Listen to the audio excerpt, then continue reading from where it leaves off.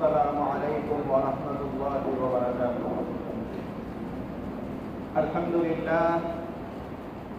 لله نحمده ونستعينه ونستغفره ونؤمن به ونتوكل عليه ونعوذ بالله من شرور أنفسنا ومن سيئات أعمالنا. من يهده الله فلا مضل له ومن يضلل فلا هادي له. ونشهد أن لا إله إلا الله وحده لا شريك له. ونشهد أن سيدنا ومولانا محمدا عبده ورسوله صلى الله عليه وعلى آله وأصحابه وبارك وسلم. أما بعد فأعوذ بالله من الشيطان الرجيم. بسم الله الرحمن الرحيم. والذين يكنزون الذهب والفضة ولا ينفقونها في سبيل الله فبشرهم بعذاب أليم.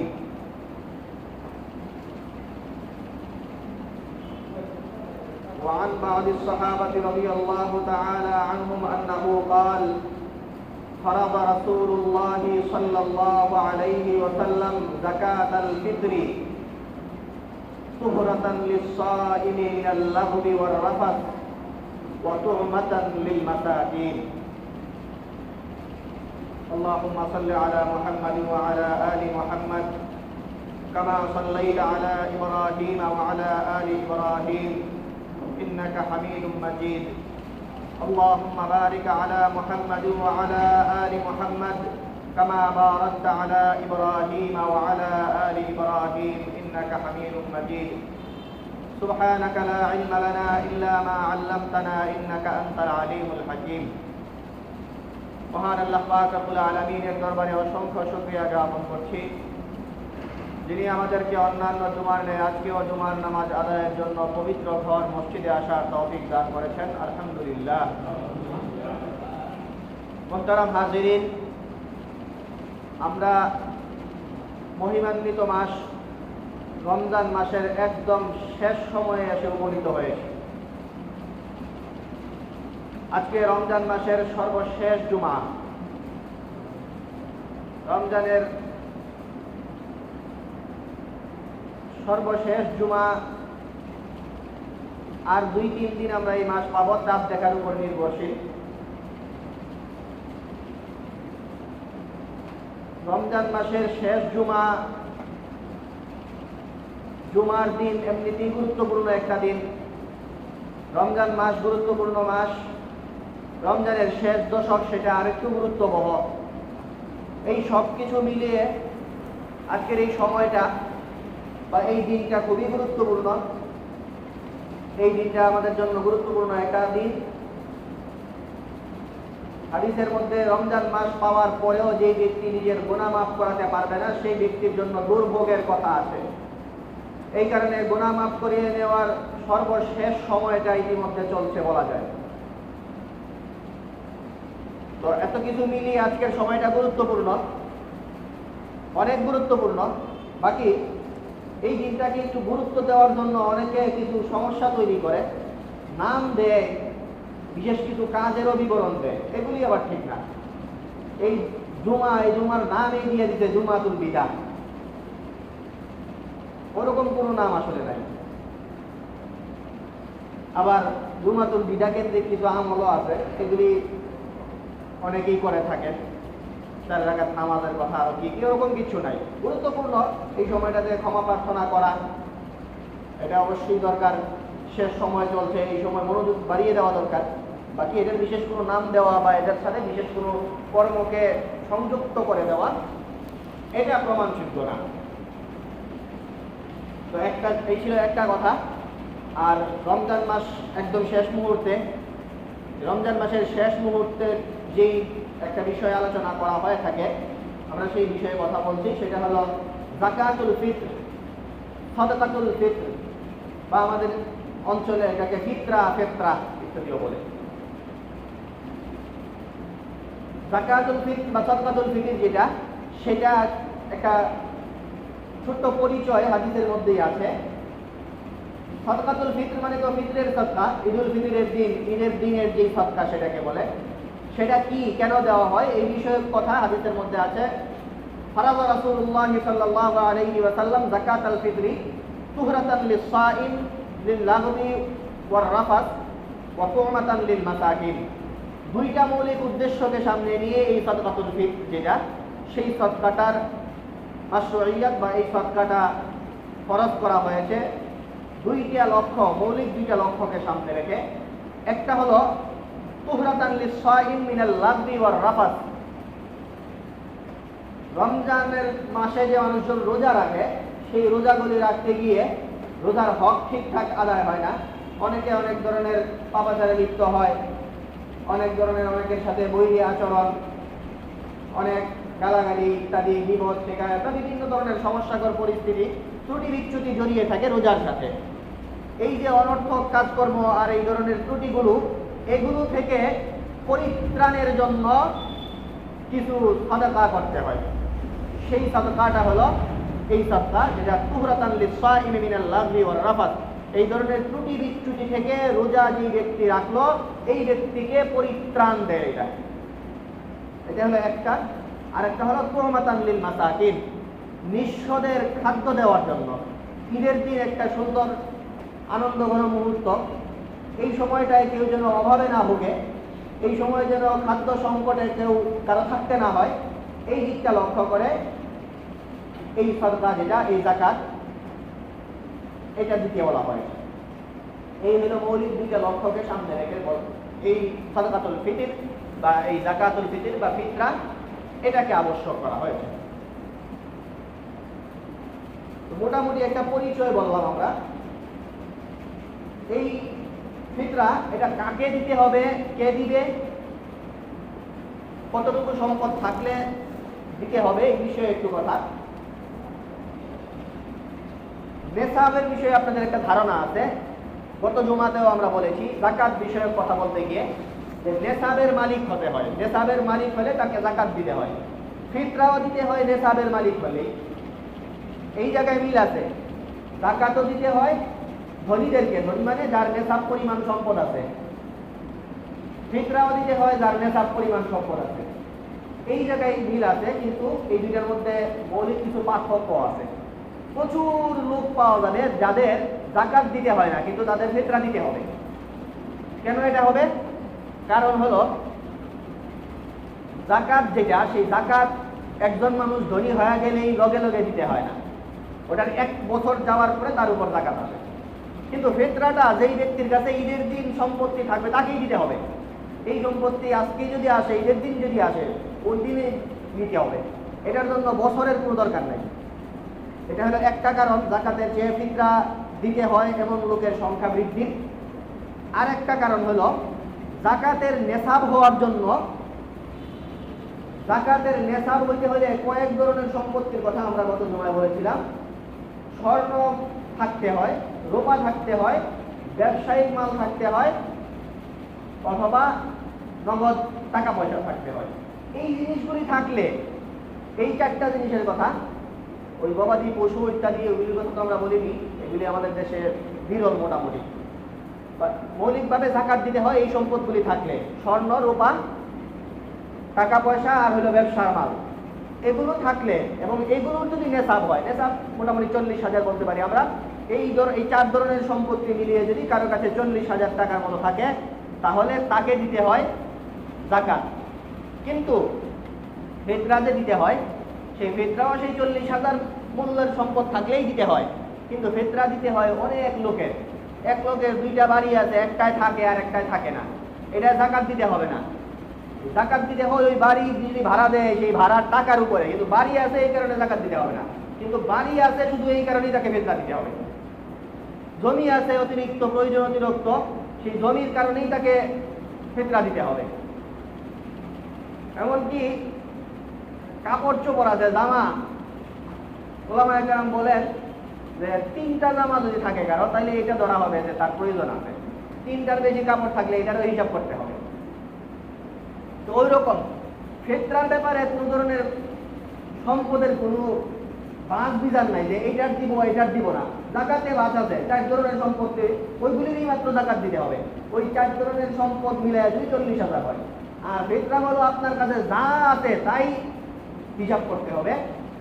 একদম প্রয়োজনে লাগে নিয়মিত ব্যবহার করেন, এগুলো বাদে নিয়মিত ব্যবহার করেন না এমন যেই সম্পত্তি আপনার থাকুক কাকে না, সেইটার মূল্য যদি 40,000 গিয়ে পৌঁছায় তাহলে আপনাকে ফিতরা দিতে হবে। এই কারণে দেখা যায় যে জাকাত দিতে হয় না এমন বহু লোক তাদের ফিতরা দিতে হয়। এই হলো ফিতরা দিতে হবে কোন ধরনের লোকদেরকে, সেই বিষয়ে একটা ধারণা। ফিতরা দিতে হয় নেসাবের মালিককে, জাকাতের মতো নেসাবের মালিকই, কিন্তু নেসাবের যেই সম্পদ সেই সম্পদগুলো অনেক বিস্তৃত। ফিতরার ব্যাপারে সব ধরনের সম্পদেই ধরতে হবে, প্রয়োজন অতিরিক্ত হলেই সব সম্পত্তি হিসাব করতে হবে। ওই সম্পদগুলো হিসাব করে তারপরে 2টা মোবাইল সেট থাকলে একটা দরকারি আর একটা এমনি পকেটে রাখেন, ওইটারেও ধরবেন। তো ওই রকম যত অতিরিক্ত সম্পত্তি যা আছে সবগুলি দিয়ে ধরে তারপরে দেখবেন যে এগুলির মূল্যমান 52.5 তোলা রূপার সমান হলো কিনা। বর্তমান বাজারে 40,000-এর মতো, ওই পরিমাণ হলে তাকে ফিতরা দিতে হবে।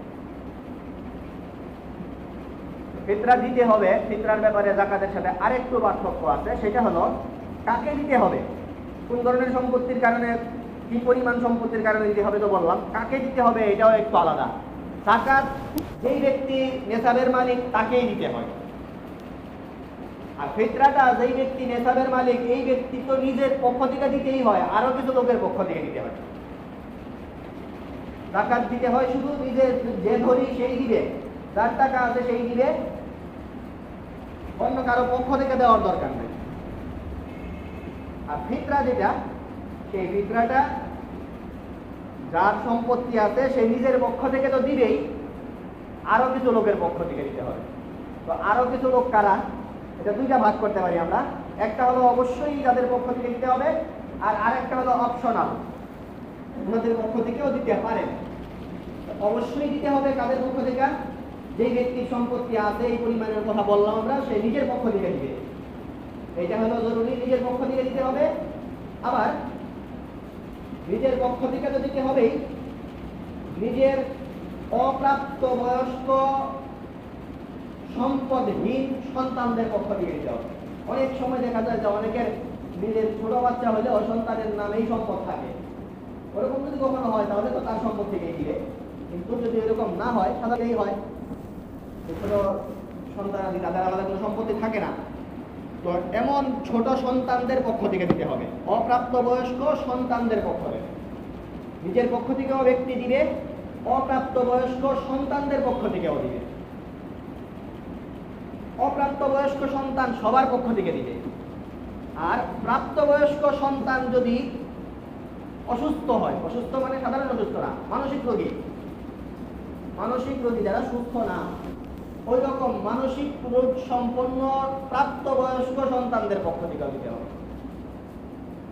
ব্যক্তি দিবে নিজের পক্ষ থেকে, নিজের সন্তান যারা অপ্রাপ্তবয়স্ক সম্পদ না থাকবে তাদের সবার পক্ষ থেকে। আর যদি প্রাপ্তবয়স্ক মানসিক রোগী হয় তাহলে এমন প্রাপ্তবয়স্ক সন্তানের পক্ষ থেকে, এদের পক্ষ থেকে দিতে হবে।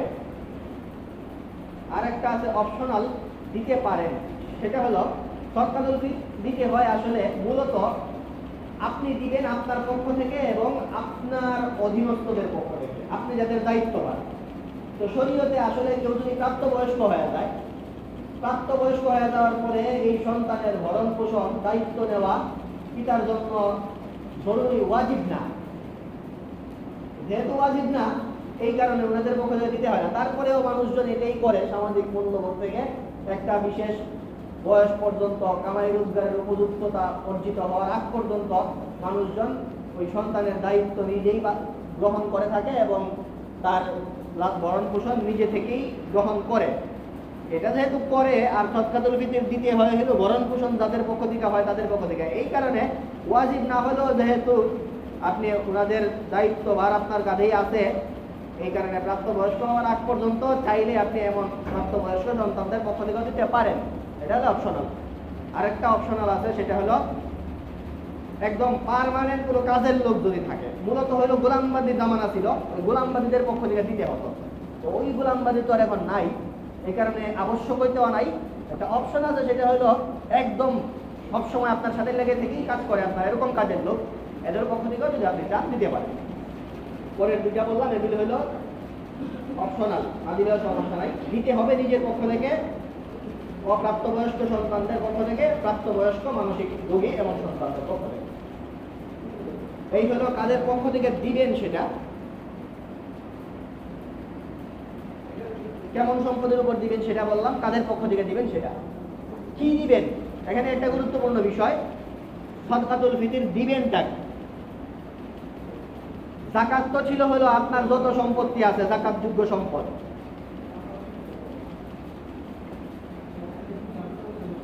যাকাতযোগ্য যত সম্পদ আছে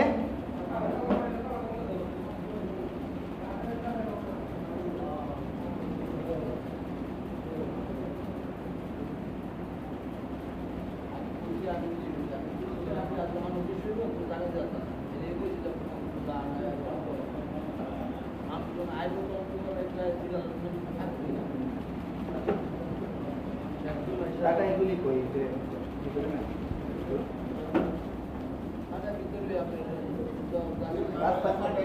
রাস্তায় দিয়ে দিলে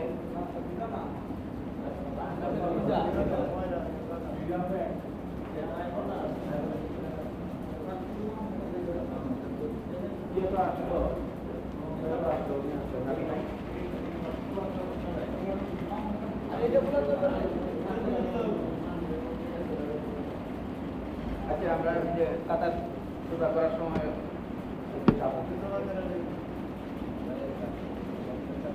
আমরা যে কথা বলছিলাম, কি দিবেন, যাকাত দেওয়ার ব্যাপারটা যেটা, সেই যাকাত দেওয়ার ব্যাপারে তো কথা আছে।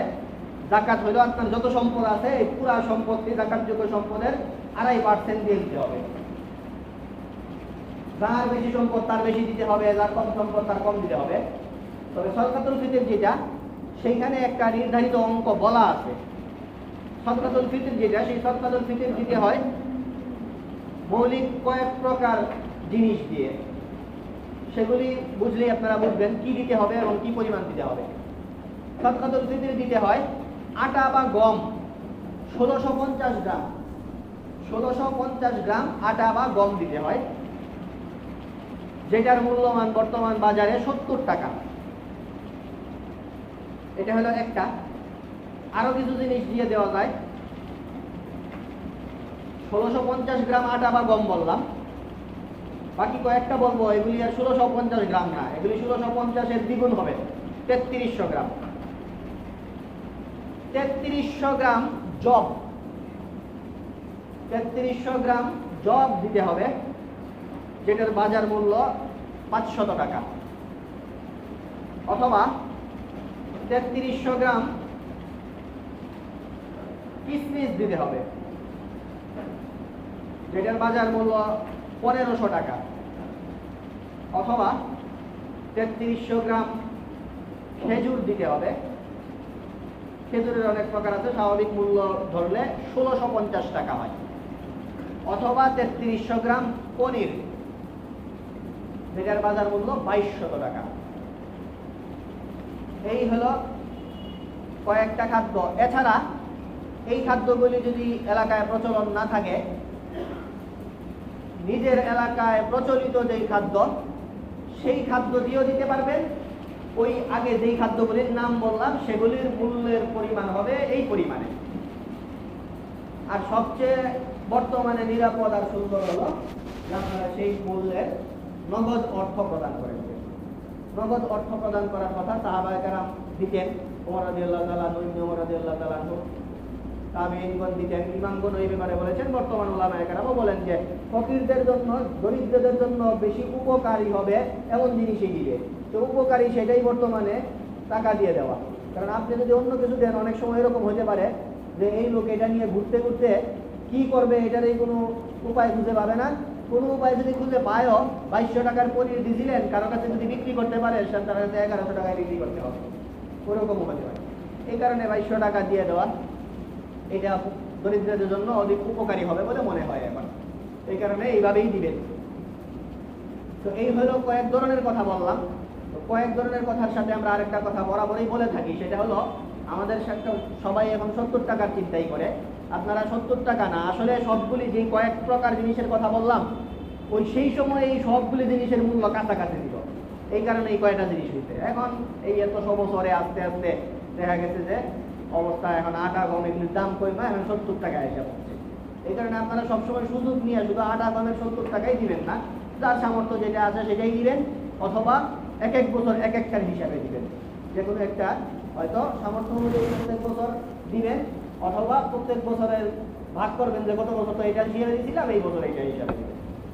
তো কাদেরকে দিবেন সেই বিষয়ে যাকাতের ব্যাপারে আমরা গত জুমায় বলেছিলাম, হুবহু এই লোকগুলিকেই দিবেন, কাদেরকে দেওয়া যাবে না সেই ব্যাপারে একই কথা, এদেরকেই দিবেন। যাকাতুল ফিতর যেটা, সেই ফিতরটা অনেকেই আমাদের দেশের অনেকেই বিদেশে থাকেন। বিদেশে যারা থাকেন এদের বড় একটা প্রশ্ন যে আমরা বিদেশে থাকি, আমরা যে দিব কোন এলাকার মূল্য হিসেবে দিব, এটা তো কোন এলাকার মূল্য হিসেবে দিবেন এই ব্যাপারে কথা হলো, আপনাকে যারা বিদেশে থাকেন ওনার তো নিজের সন্তানদের পক্ষ থেকে দিতে হয়। তো সন্তানদের পক্ষ থেকে যেটা দিবেন সেটা অবশ্যই আপনি বাংলাদেশের হিসাবে দিবেন, আর নিজের পক্ষ থেকে যেটা দিবেন সেটা বাংলাদেশ আর আপনার দেশ অবস্থানরত এই দুই দেশের মধ্যে থেকে যেটা ধরলে একটু বেশি দিতে হয় সেটা দিবেন। কারণ দুই ধরনের বক্তব্য আছে, ওই বক্তব্যের মার পেতে যাওয়ার দরকার নাই, যেটা দিলে বেশি দরকার হয় বেশি দিতে হয় ওই একটু বেশি হবে, সেইটা অনুযায়ী নিজের পক্ষ থেকে দিবেন। আর অন্য যাদের পক্ষ থেকে দেন, আপনার আত্মীয় সন্তান এদের পক্ষ থেকে যেটা দিবেন সেটা তো হলো করা যে এলাকায় আছে সেই এলাকায় হিসেবে। আল্লাহ আমাদের সেই কথাগুলো বুঝার তৌফিক দান করুন।